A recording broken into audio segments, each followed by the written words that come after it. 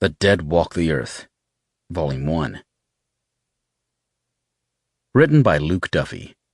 Narrated by Andrew B. Werlin. 1. The rain continued to fall heavily, cascading down in sheets and saturating the muddy ground and the dark, glistening, wet figures that trampled through the thick mire. It seemed that it had been raining for a lifetime, tirelessly pouring from the heavens with a rhythmic drumbeat from the heavy droplets that splashed against every surface.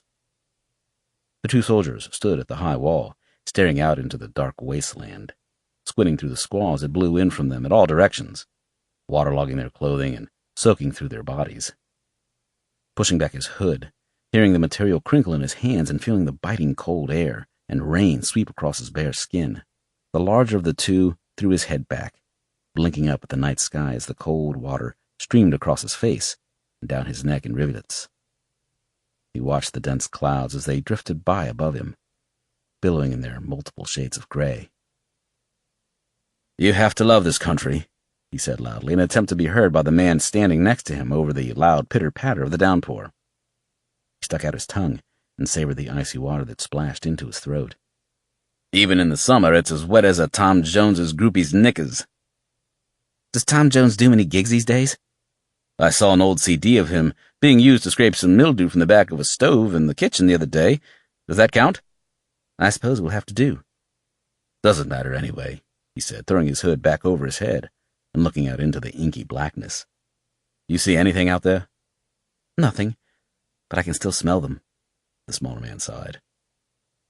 Far to the right, a sudden series of flashes erupted from one of the heavy machine gun positions stationed along the top of the wall, momentarily illuminating the long barrel and the men who sat behind it. A second later, the distant low rumble of the discharging rounds reached their ears. They watched as the bright red tracer bullets shot out from the parapet and glided gracefully through the air far out into the dark landscape. They sailed for hundreds of meters in a gentle arc before finally arriving at their intended destinations. In the distance, beyond the vision of the naked eye, they smashed their way through their targets, ripping their prey to pieces and plowing on through to the other side. Some of the projectiles hit hard objects like rock, steel, bone, ricocheting vertically into the air and soaring high like a glowing crimson rocket, far off in the distance. The guns fell silent, and the rain quickly picked up the same pattering beat again to keep the silent night at bay.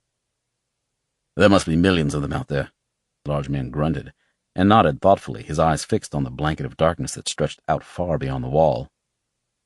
"When this thing began, there were 7 billion people on the planet. There aren't many places left with living people, so, yeah, I'd imagine that we have quite a few of them on our doorstep."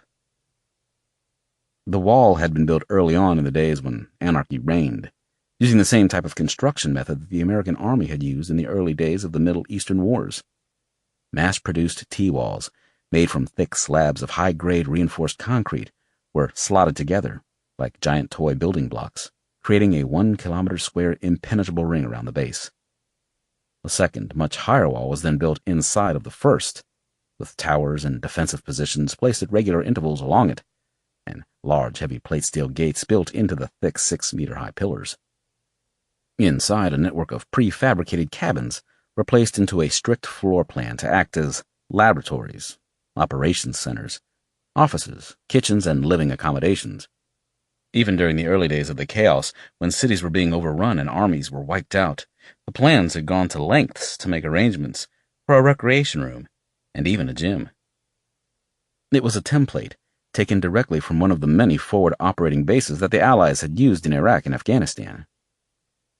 Originally, it had been intended as an FOB, with soldiers and scientists continuing to fight against the armies of rotting bodies. When they realized that the war was lost, the scientists abandoned the base, but many of the soldiers stayed, keeping their families safe within the walls.